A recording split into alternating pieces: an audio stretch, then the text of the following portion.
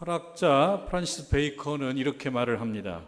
자기 생각과 상반되는 것들, 자기 생각과 상반되는 것들을 무시하거나 경멸하거나 또 제쳐두고 받아들이지 않는 사람들을 많이 봤다. 프란시스 베이컨 예전에 베이컨만 그런 건 아닐 겁니다. 우리들 또한 자기 생각과 상반되는 것들을 무시하고 또 경멸하고 또 어느 경우는 제쳐두고 받아들이지 않는 경우, 그렇게 새로운 일은 아닐 거라고 생각합니다. 또 이어서 얘기합니다. 아무리 미덥지 않은 증거에서 비롯된 믿음이라도 한 번 자리 잡으면 스스로 생명을 갖는다. 우리 머릿속에 어떤 증거, 근거 이런 것들로 한번 머릿속에 사로잡으면, 이것이 자리를 잡으면 그 생각이 여간해서 자리를 내주지를 않습니다. 이것이 조금 오래돼 가지고 그냥 생각의 수준을 넘어서서 어떤 체계가 돼버리면, 생각의 체계, 그래서 어떤 사람들은 신념이라고도 얘기를 하겠죠. 이것이 돼서 자리를 잡으면 그 다음에는 그것이 아니라고 하는 증거를 제시해도 쉽게 양보하지 않습니다. 그저 강하게 자리를 잡고 있고 스스로 생명력을 갖고 나 건들지 마, 이 생각, 이 체계, 이 신념, 이 믿음 건들지 마, 웬만하면은 자리를 내주지 않습니다. 여러분, 우리가 사람을 만나고 관계를 또 맺고 생각을 나누고 이런 과정 속에서 나의 생각과 나의 믿음이 기준이 되는 것은 현실입니다. 누구나 마찬가지입니다. 그러나 내 생각이 사실 꼭 맞는 것은 아닌 것입니다. 그럼에도 모든 출발점은 내 생각입니다. 그것이 기준입니다. 그렇기 때문에 나의 생각, 나의 신념, 나의 믿음, 나의 생각의 체계, 이런 것들을 가끔씩은 책상에 이렇게 올려놓고 한번 이렇게 봐야 되거든요. 내가 주장하는 것, 내가 믿는 것, 내가 양보하지 않는 이러한 거의 절대적으로 된 그 신념 체계들을 한번 이렇게 책상에 올려놓고 살펴봐야 되는 거예요. 계속 가지고 가는 것이 내 인생과 내 신앙에 남는가, 아니면 수정할 부분에서 수정을 해야 되는가, 한번 봐야 될 필요가 있는 것입니다. 당연히 맞을 것이다. 이건 내 생각이니까, 내 신념이니까 당연히 맞을 것이다. 이거는 터치할 수 없다. 이렇게 생각하지 않아야 됩니다. 한번 자리 잡은 믿음과 신념은 그 자체로 견고해집니다. 그 신념이 잘못된 것이라고 하더라도 자리를 잘 양보하지 않습니다. 오늘 우리가 읽은 본문의 말씀에 그러한 사람들이 나옵니다. 그러나 또 그렇지 않은 사람들도 나옵니다. 하나님의 말씀에 우선순위를 내주는 사람도 있고, 오늘 말씀에 하나님의 말씀이 선포되고 하나님의 복음이 선포되고, 이 복음은 예수는 그리스도이시다라고 하는 그 핵심적 사실이거든요. 복음은 예수는 그리스도이시다, 그분을 통해서 사죄를 선포받을 수 있고 또 의를 얻을 수 있다라고 하는 그러한 말씀, 이런 복음이 선포가 돼도 여기에 자기의 생각과 자기의 신념을 내주지 않는 거예요. 그런 사람들도 있습니다. 그리고 내 마음속에 있는 그런 믿음이 기준이 돼서 모든 걸 판단하는데, 그것이 믿음이기도 하고 말씀이기도 하고 복음이기도 할 때, 그때는 문제가 생기는 거예요. 우리의 생각과 신념이 기준이 되는 거 어쩔 수가 없지만, 양보하거나 깨져야 될 때는 깨져야 되는 거거든요. 하나님의 말씀, 복음과 나의 신념이 부딪혔을 때 어떤 쪽이 먼저 깨지는 것이 좋겠습니까? 복음이 깨지는 게 좋겠습니까? 하나님의 말씀이 깨지는 게 좋겠습니까? 내 신념이 깨지는 게 좋겠습니까? 사실은 우리들의 고정관념이나 잘못된 신념을 깨뜨리기 위해서 예배에 나와서 하나님의 말씀을 듣지만, 또 역설적으로 그것을 깨지 않고 지키려고 애를 쓰는 것도 사실이다. 그래서 우리 예배드리는 이 시간, 말씀을 듣는 이 시간은 사실은 영적인 싸움이고 영적인 전쟁의 시간입니다. 하나님의 말씀이 이길 것인지 고정관념이 이길 것인지 그런 것입니다. 여러분, 오늘 하나님의 말씀은요, 신념이나 내 자신의 믿음 그 자체가 선이거나 그게 미덕은 아니다라고 하는 말을 합니다. 우리들이 신념을 갖고 있고 어떠한 것에 대한 나의 그동안 쌓아진 믿음을 갖고 있는데 그 자체가 바로 선이다. 신념을 가지고 있고 믿음을 갖고 있는 것은 누구나 행하는 것이고 누구나 경험하는 것이기 때문에 의미가 있지만, 그러나 나의 생각의 체계, 나의 신념의 체계 자체가 선이고 그게 미덕이다, 이거 아니다라는 얘기를 하는 겁니다. 잘못됐으면 깨지야 돼, 옳다. 그래서 안 깨지고 가지고 있으면서 말씀을 깨뜨린다라고 하는 것은 잘못된 것이다라고 하는 메시지를 오늘 말씀이 계속 전하는 거예요, 우리들에게. 사도 바울과 바나바가 여러분 전도 여행을 떠났어요. 이른바 1차 전도 여행이에요. 그래서 구브로 섬을 거쳐서, 말씀 기억나십니까? 키프루스라고도 하고 사이프러스라고 하는 그 섬을 거쳐서 이제 터키, 튀르키예 쪽으로 상륙했어요. 그리고 그 땅에서, 그 넓은 땅에서 하나님의 말씀을 전하게 되고요. 이제 말씀이, 복음이 여행을 떠나는 거예요. 사도 바울과 바나바 일행과 함께 하나님의 복음이 여행을 떠나면서 흔적을 남기기 시작하는 거예요. 그게 이제 지난주에 우리가 나눴던 말씀 중에 어디입니까? 비시디아 안디옥이라고 하는 것. 안디옥이라는 도시가 많다 그랬죠. 안디옥이라는 도시를 많이 건설했대요, 그때. 그런데 대표적으로 수리아 안디옥이 있고 비시디아 안디옥이 있어요. 대표적으로 유명한 도시인 거예요. 예전에는 더 컸지만 지금은 그보다 작아졌고, 근데 그 비시디아 안디옥에서 하나님 말씀을 바울과 바나바 일행이 전했다는 말씀을 나눴습니다. 유대인의 회당에 들어가서, 회당에 들어갔을 때 그 회당은 오늘처럼 교회의 기능도 하지만 또 교회는 아닌 그 어떤 곳이 회당이에요. 교회의 기능, 예배의 기능도 있으면서 또 교회는 아닌, 어떻게 오늘날로 보게 되면 행정관청일 수도 있고 마을회관일 수도 있는 그러한 여러 기능이 복합적으로 수행되는 곳이 회당인데요. 그 안에서 이루어지는 예배의 모습은 어떠했냐면 율법서나 예언서를 누군가 낭독하고, 그리고 그 말씀이 마음에 와닿는 대로, 감동이 되는 대로 자원자가 나와서 나에게 주신 은혜대로 나누는 그런 형식이었다고 합니다. 그때 이제 사도 바울과 바나바 일행이 그 유대인의 회당에 참석해서 말씀을 낭독하는 곳에 있었던 거예요. 그때 요청을 받죠. 우리 저기 좀 나오셔서 은혜 되는 대로 좀 말씀을 전해 주시죠. 그때 이제 사도 바울이 담대하게 설교를 했습니다. 그 설교의 핵심적 내용은 바로 예수는 그리스도이시다.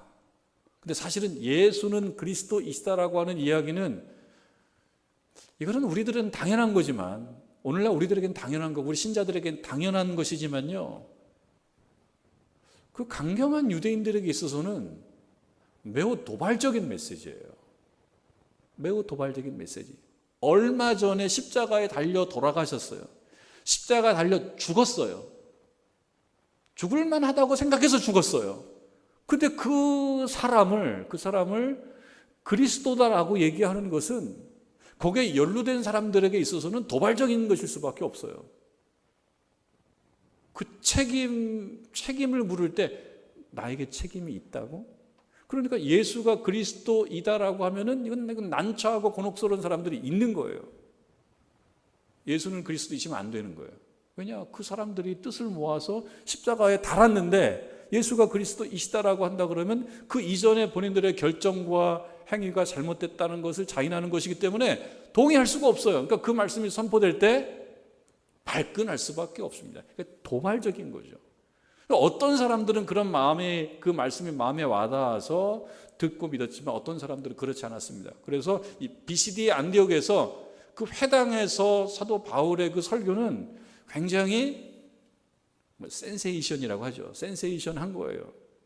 충격적이면서 아주 의미심장한 설교를 했어요. 그래서 어떤 사람들은 듣고 그렇구나, 무릎을 치는 사람도 있는가 하면, 말씀드렸다시피 예수님께서 십자가에 달렸을 때 뜻을 모았던 사람들에게 있어서는 그건 매우 도발적이기 때문에 이거는 싹을 잘라야 되는 거예요. 그래서 사도 바울과 그 바나바 일행을 죽이려고 했죠.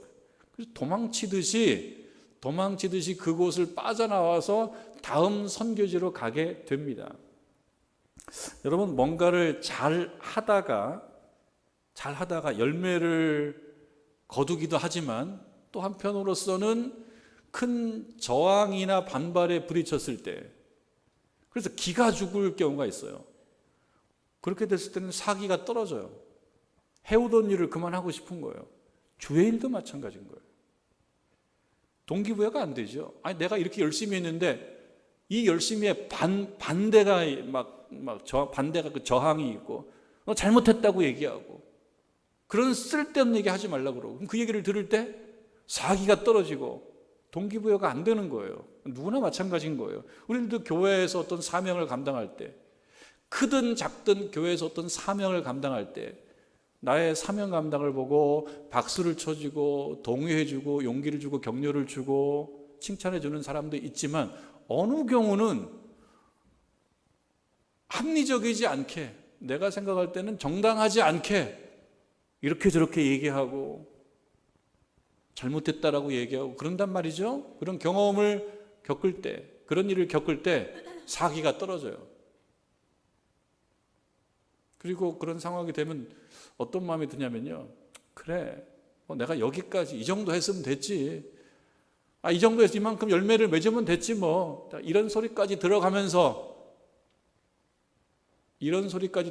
뭐 꼭 하는 것이 꼭 맞는 건 아니야, 이쯤이면 됐어, 이렇게 생각합니다. 내가 할 만큼 했지, 뭐 이쯤이면 됐지라는 그런 마음이 들어서 그럼 여기까지 하지 뭐. 굉장히 낭만적이잖아요.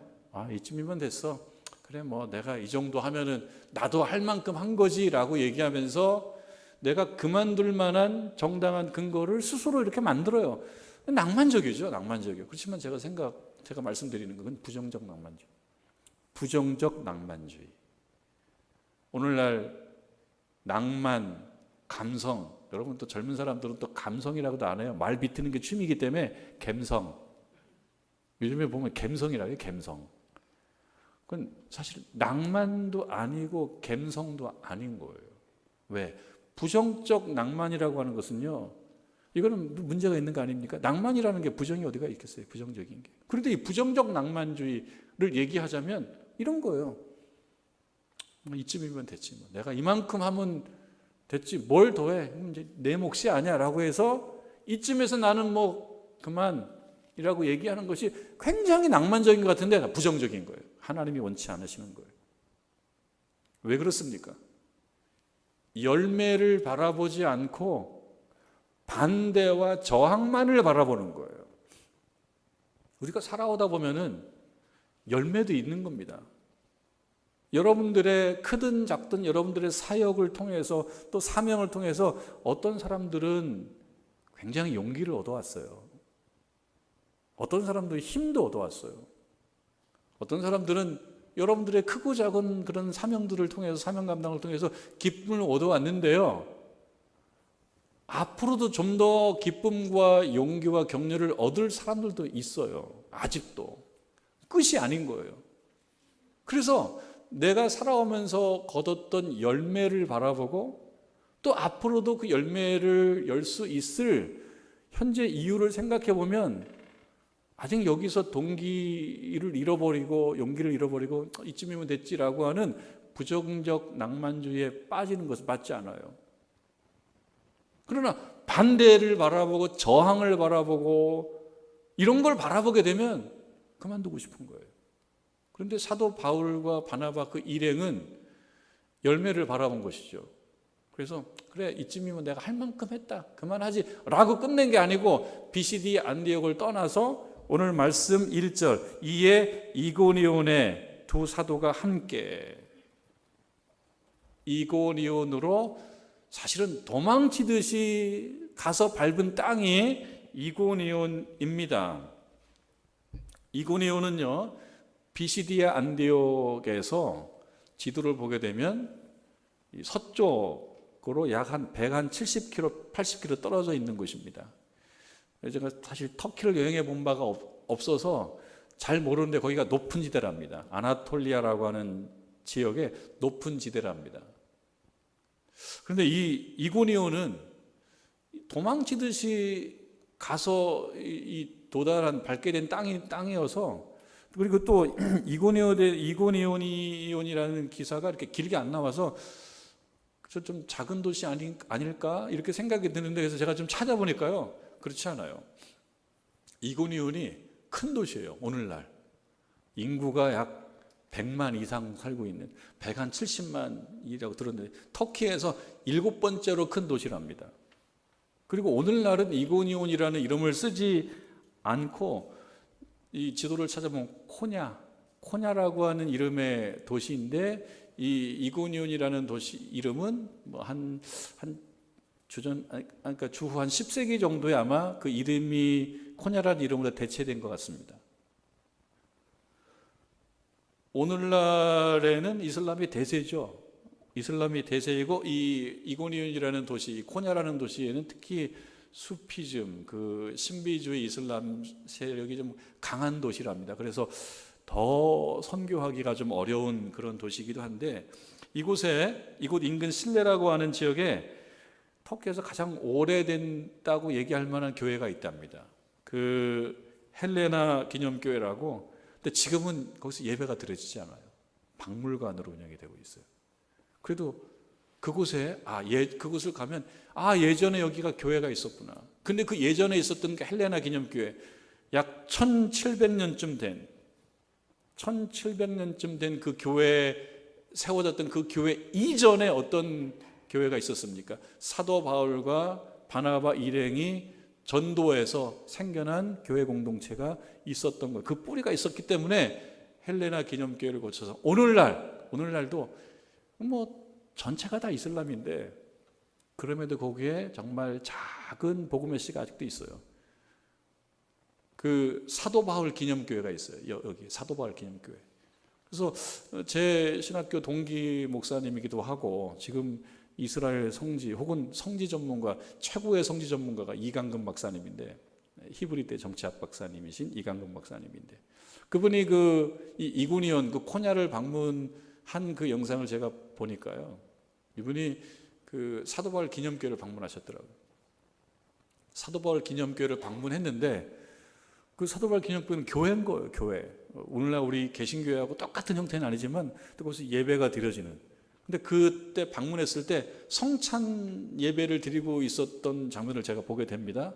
근데 보니까 교우가 3명이에요. 성도 3명인데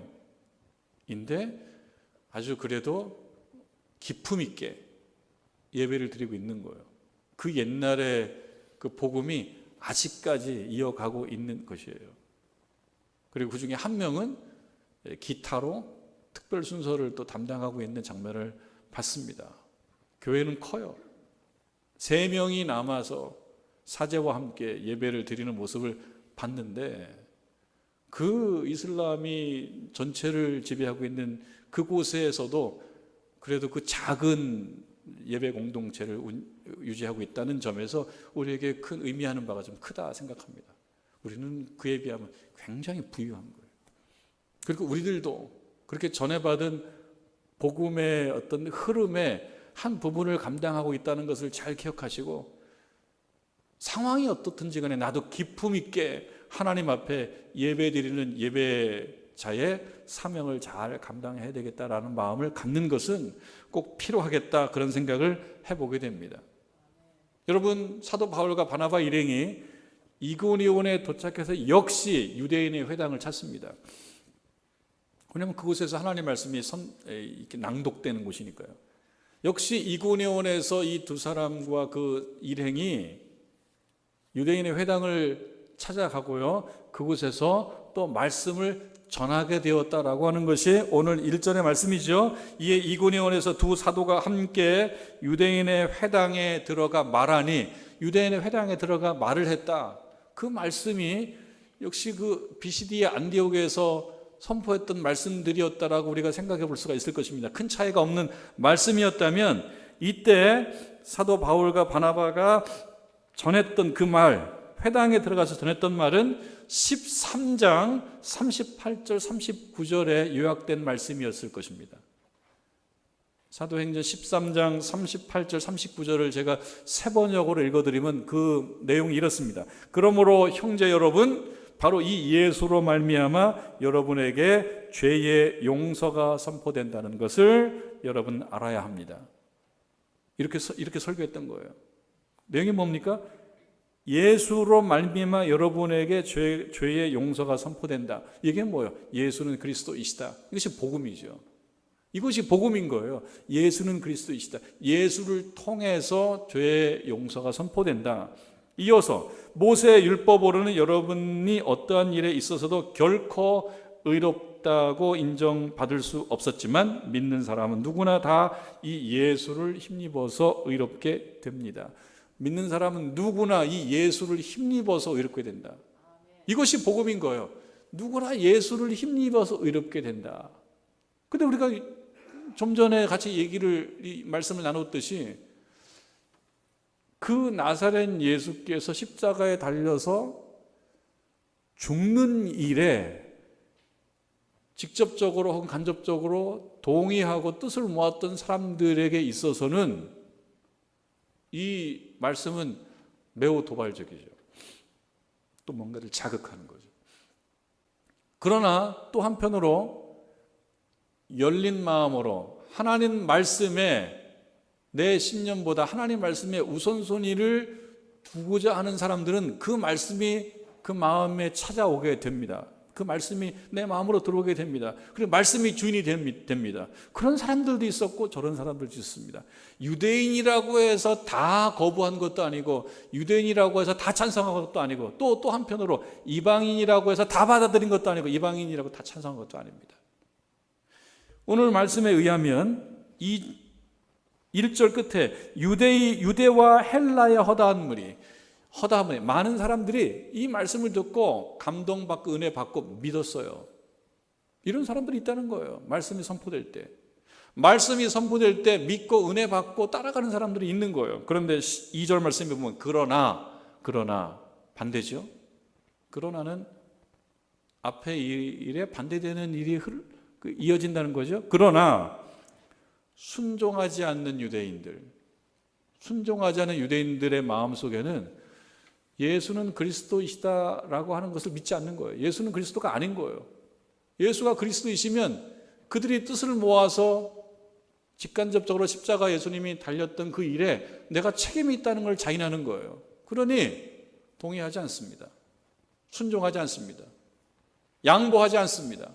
복음이 선포되고 말씀이 선포돼도 그 말씀의 우선순위를 내주지를 않습니다. 내 마음에 자리 잡는 생각이 우선인 거예요. 이걸로 판단해 보니까 틀렸어요.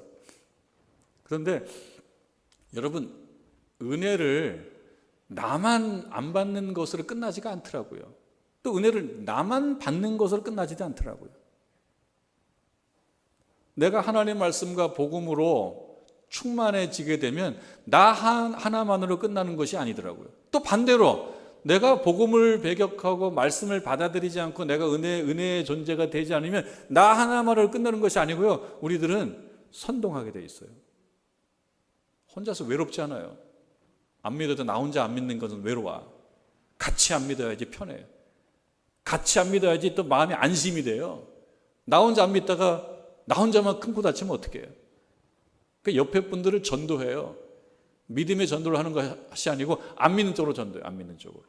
그거 나쁜 거야. 그거 틀린 거야.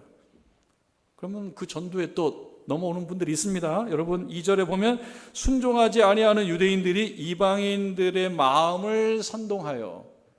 선동이라고 하는 것은 옳은 건 아니에요. 선동은 진실에 근거하지 않아도 잘 설득하면 넘어와요. 그리고 역사적으로 선동으로 인하여 비극적 사건들이 많았어요. 우리 현대사에도 선동 때문에. 선동은 선동하고 지나가면 끝입니다. 뒤를 돌아보면 다 쓰러져 있어요. 선동은 합리적이지 않아도 괜찮아요. 정당하지 않아도 괜찮아요. 근데 선동은 또 선동의 넘어오는 사람들이 있습니다. 이 말씀이 그렇지 않습니까? 선동하여 형제들에게 악감을 품게 하거늘 성공했습니다. 선동을 잘한 거예요. 나 혼자 은혜 안 받는 것을 끝나지가 않는 거예요. 선동이 되는 거예요. 3절에 두 사도가 오래 있어 주를 힘입어 담대히 말하니 주께서 그들의 손으로 표적과 기사를 행하게 하여 주사 자기 은혜의 말씀을 증언하게 하시니, 하나님께서 표적과 기사를 행하게 하셨습니다. 그런데 4절에 보니까요, 그 시내에 무리가 나뉘어, 그 시내에 무리가 나뉘어 하나님의 말씀이 선포되고 복음이 선포되고, 또 한편으로 표적과 기사가 행해짐에도 불구하고 안 믿을 사람은 안 믿더라. 그리고 안 믿는 사람들은 그 마음에 그걸 뭐라 그러겠습니까? 나의 믿음이라고 얘기하겠죠. 내 믿음이고 내 신념이라고 얘기하겠죠. 내 믿음이고 내 신념이 너무 강해서 말씀이 선포돼도 그 말씀에 내가 깨지지가 않는 거예요. 내가 깨지는 게 맞아요. 여러분, 예배 드리면서 말씀이 선포될 때 그 말씀이 내가 깨지는 게 맞아요. 근데 또 한편으로 역설적으로 안 깨지려고 애를 쓰는 것도 또 사실이에요.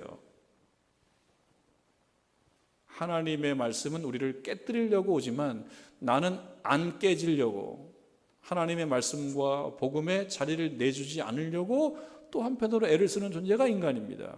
우리는 그 싸움을 하는 존재이기 때문에 영적 싸움을 하고 있는 거예요.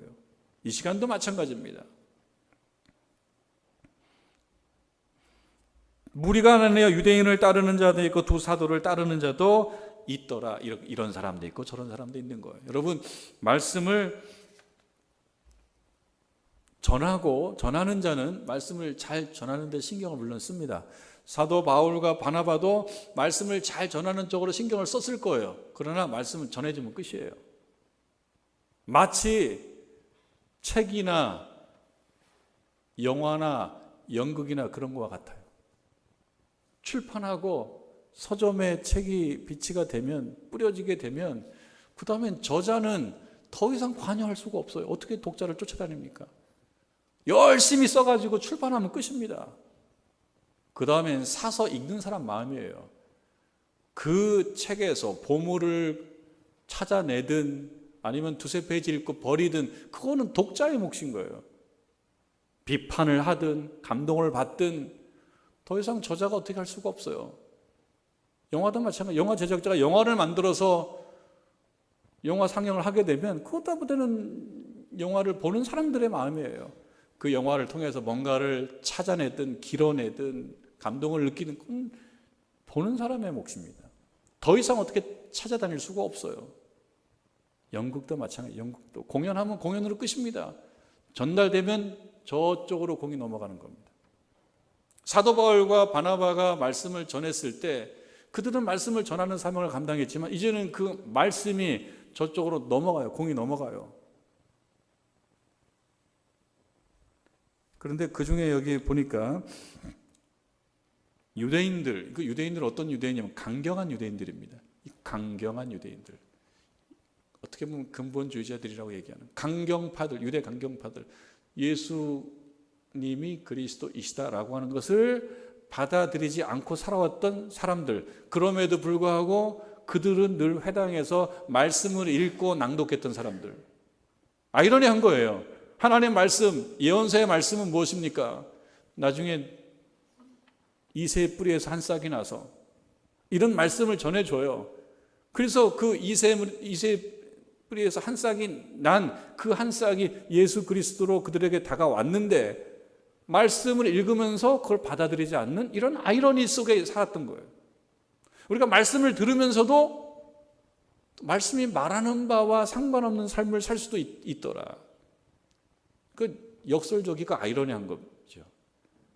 그러니까 여러분, 교회 열심히 다니는 안 믿는 사람, 이건 역설인데 이런 경우도 가능하더라는 거예요. 이 사람들이 회당에서 말씀을 읽어요. 율법을 읽고 예언서를 읽어요. 교회 열심히 다니는 안 믿는 사람. 그럼 안 믿으면서 왜 교회를 열심히 다니냐? 그 동기는 뭐냐? 그건 알 수 없죠. 사람마다 다 다르겠죠. 그러나 그럴 수가 있다. 교회 열심히 다니는데 경력은 계속 늘어나요. 교회 경력은 늘어나는데 실력은 정체되는 경우가 있을 수도 있다. 누가? 어떤 유대인들은 그럴 수가 있더라라고 하는 것입니다. 전하는 말씀은 하나입니다. 지금도 마찬가지입니다. 전하는 말씀은 하나이지만 그 말씀에 대한 반응은 두 무리로 나누어졌습니다.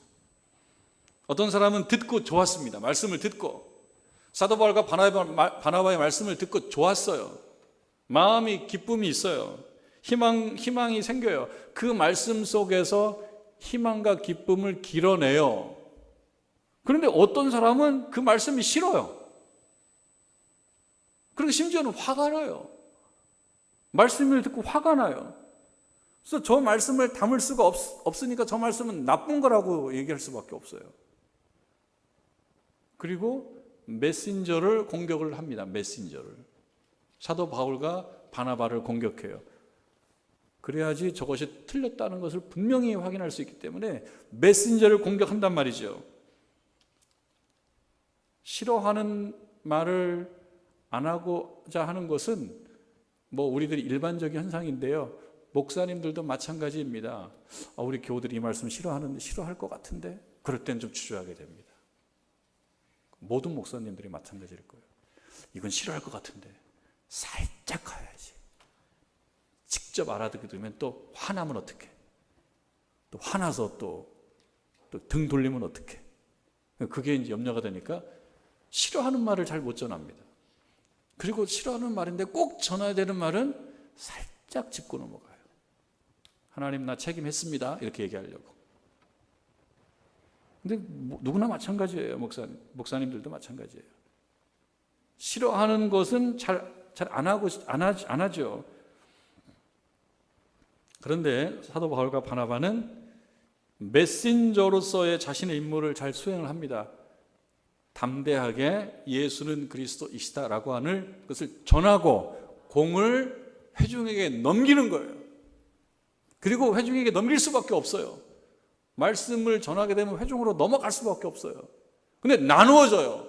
어떤 사람은 말씀을 좋아하고 기쁨이 있고 아멘 할렐루야를 하지만 어떤 분은 싫어하고 화가 나요. 그리고 메신저를 공격하게 되는 것이 오늘 말씀이에요. 그럴 수 있다. 그러나 여러분 우리들이 살면서 다양성, 이럴 수도 있고 저럴 수도 있다라는 것이 통하는 부분이 있지만 오늘 말씀은요. 이럴 수도 있고 저럴 수도 있다가 아닌 거예요. 이럴 수는 있지만 저러면 안 된다는 거예요. 부정적 낭만주의에 빠지는 것도 틀렸다는 거예요. 부정적 낭만주의도 틀렸지만 정당한 하나님의 말씀을 자기 신념으로 재단하는 것도 틀렸다. 말씀이 깨지면 안 된다. 누가 깨져야 된다? 내가 깨져야 된다. 그 말씀을 하고 있는 것입니다.